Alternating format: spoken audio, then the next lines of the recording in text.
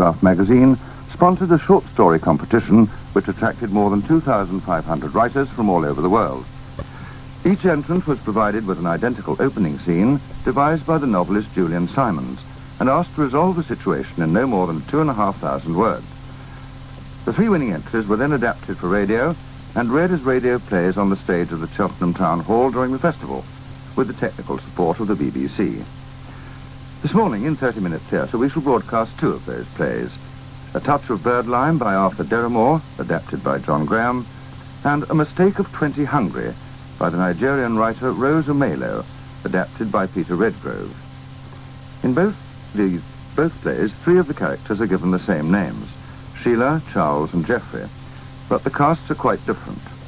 Each play, in accordance with the rules of the competition, begins in exactly the same way, with more or less the same words, but the resolutions, as you will hear, are very different. Here then is the first, a rather amusing thriller called A Touch of Birdlime, adapted for radio by John Graham from the short story by Arthur Deramore. A Touch of Birdlime.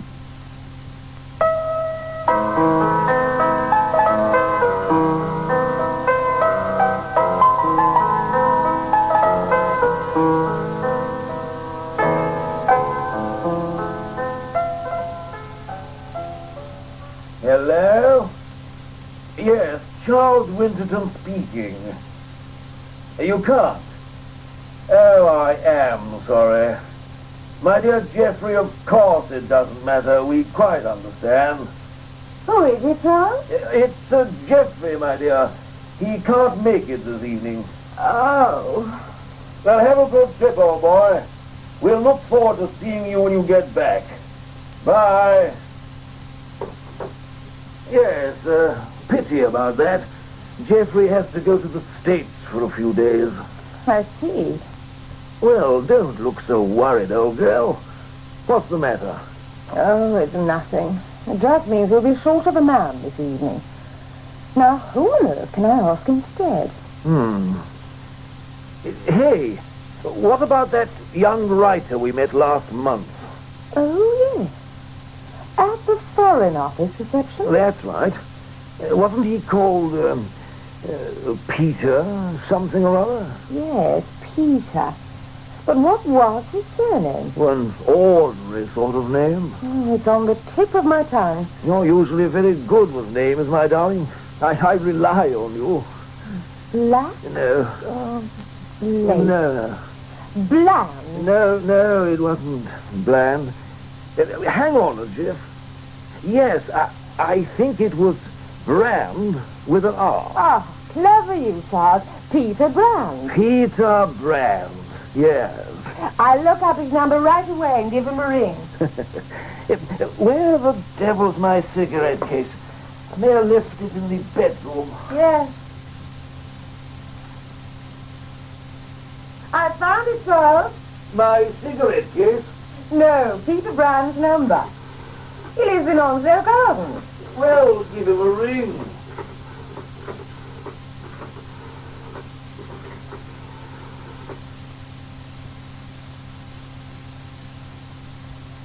Hello? Is that Peter Brand?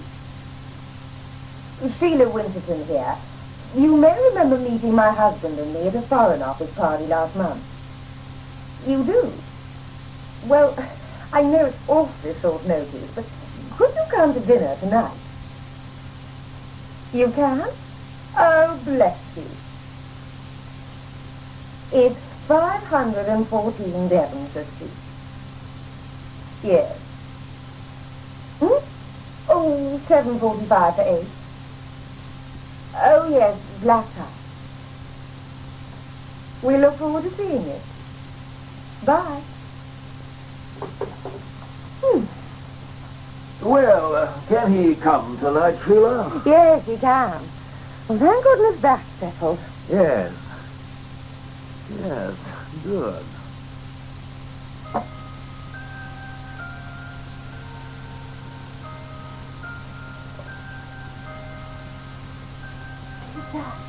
Who is it? Oh, Sheila. Peter. At last. Oh, I was worried, my darling. I thought you weren't coming this afternoon. I thought something might have happened. Oh, Peter, my darling Peter. Oh, dearest.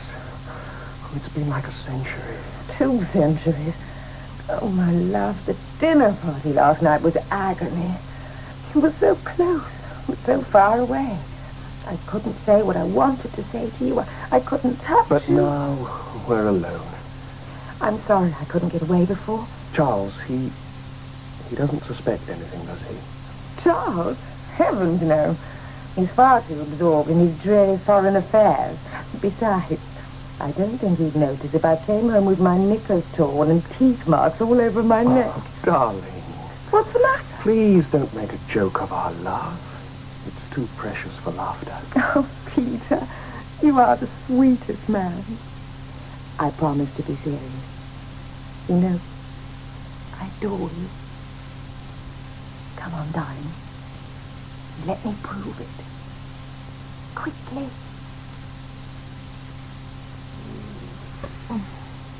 Oh, you look like a lovely, sinuous kitten. I feel like a lovely, relaxed kitten. Oh, Peter. Sometimes I ache for you. Darling. The dinner party last night was a tremendous success. You must have been so bored by all those dismal civil servants and their worthy wives. Oh, how could I be bored? You were there. I'm so grateful to you for making up the numbers. So grateful. Honey? Who was it who dropped out? Oh, Geoffrey Thompson. I don't think you know him. He's a friend of Charles in the department. Oh, really? Why did he cry off?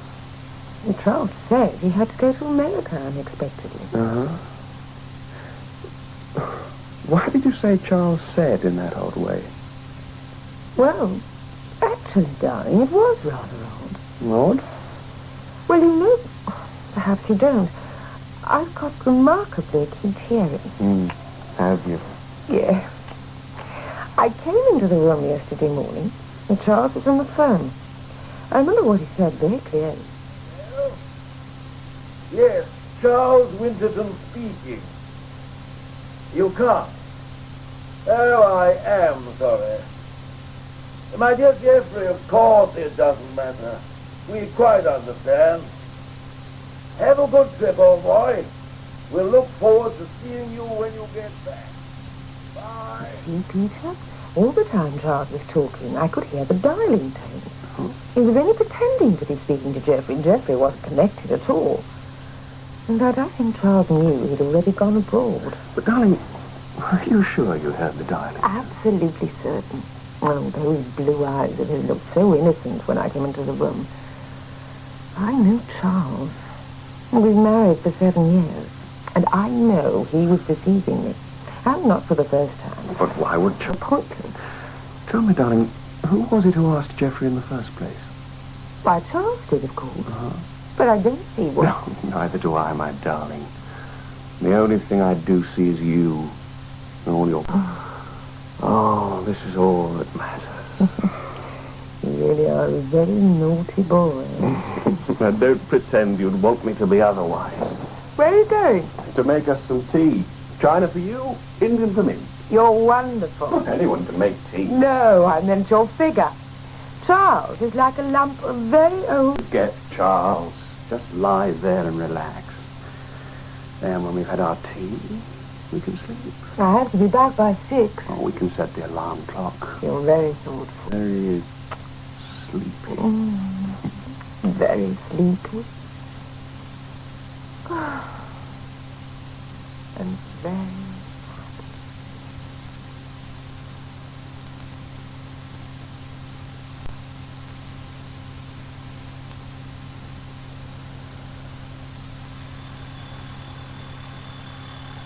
Oh? What? Oh, God. Darling? Peter? Peter? What's this? My darling sitting busy. I've had to go out. Oh. Sorry to leave you, but I hope the alarm wakes you on time. Help yourself to a drink. Oh, my love. Prince Charming. Oh, how can I have slept so long? Good Lord, it's after 6. I have to dash. Less than an hour before Charming. Yes, he is. Charles, you're home. My dear. I got held up. The traffic. I was out, you see. Yes. Yes. Thought you might be. I brought Geoffrey home for a drink. Geoffrey? Sheila? Good evening. I hope you enjoyed your trip abroad. Thank you. It was very successful, I'm so glad. but I'm sorry. The dinner party was very successful. I'm so glad. Will you have your usual dry martini, dear? What? Oh, yes, dry martini, thank you. Right-o. Geoffrey, can I top you up? Oh, no. I'm all right, thanks, Charles. I hope you've no difficulty in finding someone to take my place. I'm sorry? I said I hope you found someone to take my place. We managed to get hold of Peter Brand. Ah, Peter Brand, the young writer. Yes. Do you know him? Know him? Yes, I have met him. Why do you laugh? I don't see anything very funny. No, it's not really funny. Just ironical that he should have come instead of me. I don't see why. He was a charming guest. I'm sure he was, my dear Sheila. Charm is part of his stock in trade. Your martini, my dear. Thank you. You may as well know, Sheila, that the special branch has had Peter Brand under observation for several weeks. What do you mean? His real name is Brandt, and he comes from East Germany. This evening, they caught him red-handed trying to bug the home of a government official whom he believed to be abroad. This evening? But that's impossible. Not impossible, my dear. The house he was trying to bug is in Thurlow Square. But Geoffrey, that's where you live. And Thurlow Square is hardly any distance from Brandt's flat in Onslow Gardens. Onslow Gardens. Yes. You know Onslow Garden, don't you, my dear? Let me pour you another martini, Sheila. You seem to have spilled most of that one. Another whiskey for you, Geoffrey. In A Touch of Birdlime, the first of our 2 plays from the Cheltenham Festival of Literature's Mystery Short Stories of the Year competition, Sheila was played by Ros Drinkwater, Charles, Douglas Blackwell, Peter Brand, Gareth Armstrong, and Geoffrey, George Woolley. The play was adapted for radio by John Graham from the short story by Arthur Delamore. Now, in our second play, A Mistake of 20 Hungry, adapted by Peter Redgrove from the story by the Nigerian writer Rose Omelo, we meet a very different Sheila, Charles, and Geoffrey indeed. The setting is more exotic, and the developments lead into another area altogether. Here it is, A Mistake of 20 Hungry by Rose Omelo, adapted for radio by Peter Redgrove. A Mistake of 20 Hungry. My dear Geoffrey, of course it doesn't matter. We quite understand. Geoffrey can't make it. Oh. That's all right, old fellow. No need to worry. See you soon. Yes, goodbye. I'm afraid this means I'll have to go out after all. Charles, Yes? why are you so tense? Me? Tense? Why are you so anxious to get out? I was looking forward to seeing Geoffrey. Oh, can't I come with you? No, Sheila, I'm sorry. It's business. The sight of a white man doubles the price. What the sight of a white woman would do, I shudder to think. Why not watch the telly, darling? I didn't come 5,000 miles to watch spaghetti westerns and African telly. Oh, it's boring here. And it's boring at the club. It's full of people who know each other and don't want to know me, swilling beer endlessly. I've had enough beer to last me a lifetime. I want to be with you. Darling, I must be off. Cigarettes, yes. Where are the matches? I'll not be back late. Don't sit up for me. Goodbye, dear. Liar. I pretend to be talking to Jeffrey. I could hear the dialing tone quite clearly. There was nobody on the end of the line. Now, what was he doing with that tape measure he stuffed in his pocket?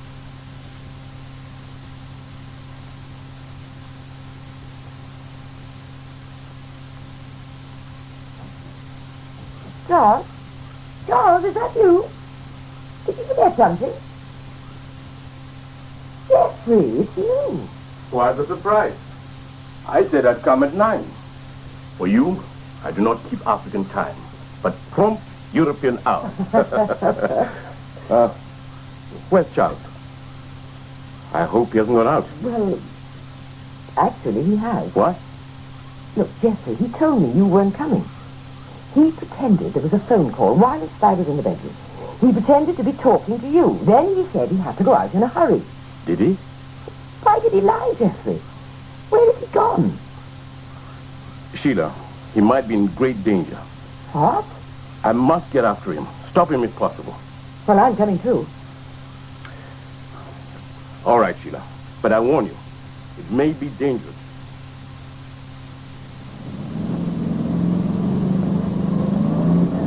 Let's hope the rain holds off. There was lightning in the distance. Yes, that was thunder. What's that ringing noise? It's insects and frogs. I'm used to it. I don't notice.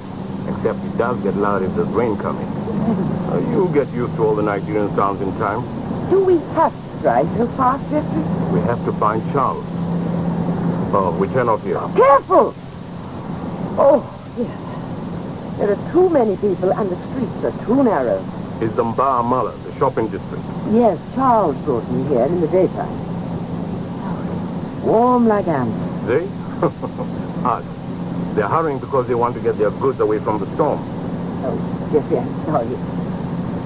You know, you still haven't told me why we're chasing him like this. Ah, here comes the rain. What do you know about his dealings in antiquities? That is what? Antiquities. Any work of art or craft work, including any statue, clay figure, carving, doorpost, ancestral figure. I can quote from the whole act now. It forbids the export of anything like that. Religious mask, staff, drum, bowl, ornament, weapon. Charles isn't here for that sort of thing. He buys radio work for the cheap. Stuff like bats, banners. Oh, carving sometimes, yes. He bought some rather good carvings the other day, but I saw them being made. Well, not far from here, actually. Last week. Look, are you trying to tell me that Charles is a smuggler? Oh, that's silly, Jeffrey. Smuggler is a word we don't use. Let's call it unauthorized transfer. Whatever it's called, it's enough, according to the new law, to lead to a stiff term of imprisonment with confiscation of goods and a massive fine thrown in. Prison? Yes. But this is not the only reason I must stop Charles. I've heard that there is something unusually big in the wind. A very shady deal for something very important. A national treasure. The crown jewels? Oh, my good old Charles. My dear Sheila, I beg you to be serious. A national treasure indeed, but worth more than money. It is something belonging to our past. We've deliberately put aside much of our ancestral past in order to progress. But this is something else.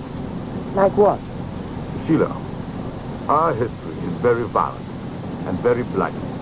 And this is something we must keep to remind us, for which many of us have laid down our lives. But it's worth a lot of money, besides its cultural value. Oh yes, if money is what concerns you. But it has more than that. It has a power. What, a power as a symbol? Like a flag, you mean? Power to keep your country a nation. Indeed. I believe our country would disintegrate into warring tribes if we lost it. But I believe it has power different from a flag or a crown. It is one of our greatest objects. Then why would any Nigerian sell it, whatever it is? Perhaps they took a chance because of 20 hungry. 20 hungry. Well, what's 20 hungry? That's the end of the month. When you won't be paid before the 30th, and there are 10 more days to go. You can get into debt. And if you're already in debt, you then take risks. Even with it. I think Charles is not in too deep. You mean he might not get caught? Nothing can get past the roadblock. No, I think the dealers mistook Charles' acquisitive look behind those professorial spectacles. I think they couldn't believe that he was only after goatskin bags and bamboo earrings. So they thought they'd try him on something else. Something bigger, much bigger. Because of 20 hungry, they thought they'd take a chance. On something out of the ordinary. Very much out of the ordinary. And he couldn't resist the temptation to string them along a bit. Take a few notes, sketches perhaps, measurements. Oh, the tape measure. You see, poor Charles is in double jeopardy. If he sees this object and understands what it is and what it could fetch internationally, then he might decide to take the plunge into being a smuggler. And if he feels he can get away with it and clinches the deal, then he's going to be on excellent terms with these men, taking snuff, drinking palm wine. Then, when the authorities catch him in their ambush, it'll be one of your murderous prisons for him. I may be the public prosecutor, but they're not actually my prisoners. Yes, what you say is true. But what happens if he realizes what these men are offering and refuses them? They can't take the risk that he'll split on them. Yes, they will undoubtedly kill him. Oh, my God. You see, either way, Charles is in a sport. The best thing is that we catch him first before he has a chance to meet the villain. The next best thing is that he has refused them, but they have not killed him. Not yet. It's awful either way. Either the police catch him red-handed and he goes to prison, or he's dead already. Now, the road is bad here. The little rivers will be stolen. Hold on. Here's the bridge. The road is always like this between towns. A steep hill down, a short bumpy bridge over the river, then the road steepens again until it gets to the top of the hill. Knowing this is half the skill of driving through our bush in the dark. Chasing after my husband, who has decided either to become a master criminal or a corpse. Oh, look, Jeffrey, what are those lights ahead? Oh, that's the roadblock. We'll stop here anyway. Doesn't look as though they've arrested anyone yet. I'll talk to the officer in charge. I may still be able to help Charles. Jeffrey, there's a lorry coming down the hill on the other side of the barrier. Look at it. He must be mad. Do you think Charles is... He can hardly hold the road. He's going to crash the barrier whether he wants to or not. He's skidding. Jeffrey.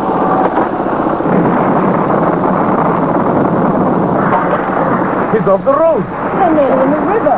If they go over that bank, they won't have a hope. The mud's holding them. They won't go in the river, but they'll never get back on the road either.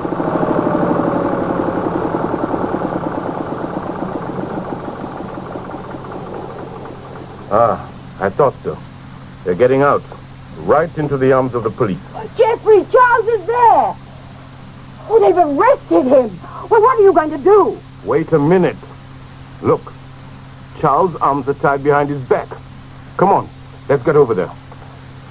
I don't think it's going to be too difficult to convince the police that a respectable European doesn't go around tied up of his own free will. My dear Geoffrey, I'm most grateful for your intervention. The inspector seemed to be rather reluctant to believe me at first, despite the ropes. It's the company you keep, Charles. You really must be less impulsive. I hope this will be a lesson to you. Whatever did you do such a thing? Why did you lie to me? And why did you get involved with people like that? Oh, it's a long story, my dear. It's been quite a fascinating evening one way or another. I think you'd understand it all if you'd seen the things. The magnificent things. And they wanted to sell them. And you wanted to buy them. Oh, of course not, Geoffrey. I'm not that stupid. But I couldn't miss the opportunity of seeing them, sketching them, taking measurements. I had to see them. To see them or to worship them? Where are the artifacts? What did they do with them? I don't expect they've done anything with them. They were in the lorry. I only hope they haven't been damaged in the crash.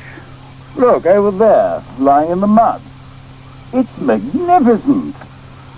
I told them I couldn't possibly pay their price. And they thought you were sketching a bargain. Yes, I'm afraid the real trouble started when I asked if I could take a few photographs. I'm not surprised. Well, they certainly seemed to take it amiss.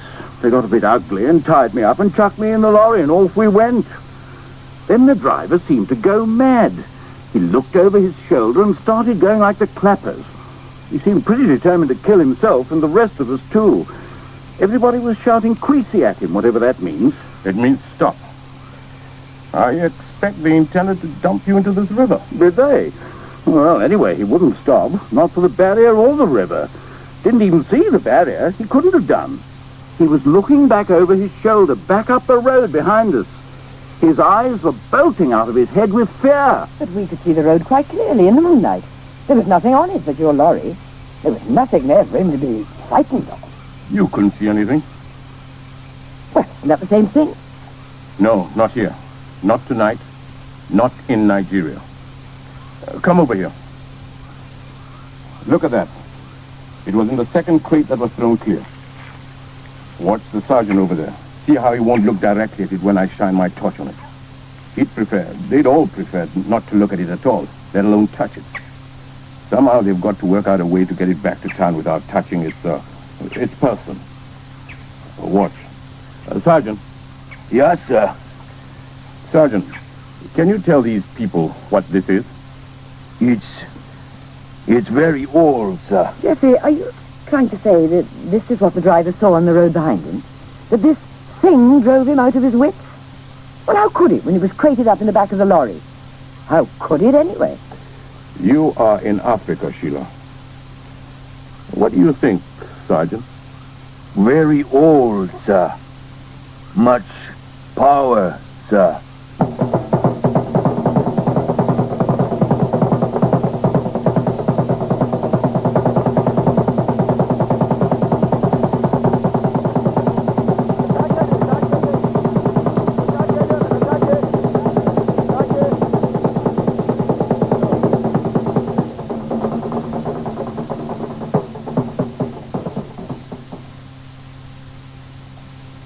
In A Mistake of 20 Hungry by Rose O'Malo, adapted for radio by Peter Redgrove, Geoffrey was played by Lionel Ngakani, Sheila, Christine Pollen, Charles, Jack Holloway, and the Sergeant, Douglas Blackwell. Both plays in this morning's double bill were adapted from the winning entries in the Mystery Short Story of the Year competition by the Daily Telegraph magazine during the 1975 Cheltenham Festival of Literature. They were produced for radio by Roger Pine in Birmingham. Our play this afternoon on Radio 4 is by John Whitewood. It's called Sandra, and it deals with what happens when Sandra's husband, Richard, brings home to lunch an old friend of Sandra's without realizing quite how close they used to be. Their meeting provoked something of an emotional crisis, as you can hear in Sandra, our afternoon theatre production, at 3:05 this afternoon.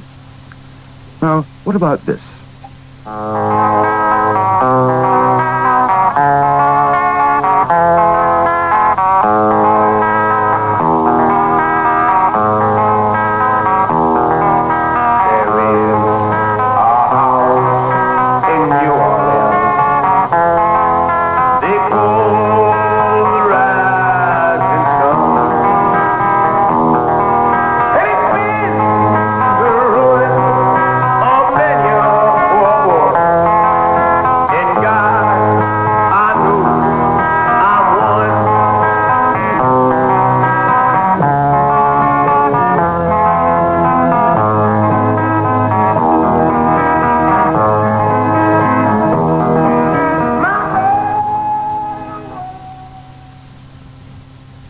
Sound made by the pop group The Animals all of 10 years ago.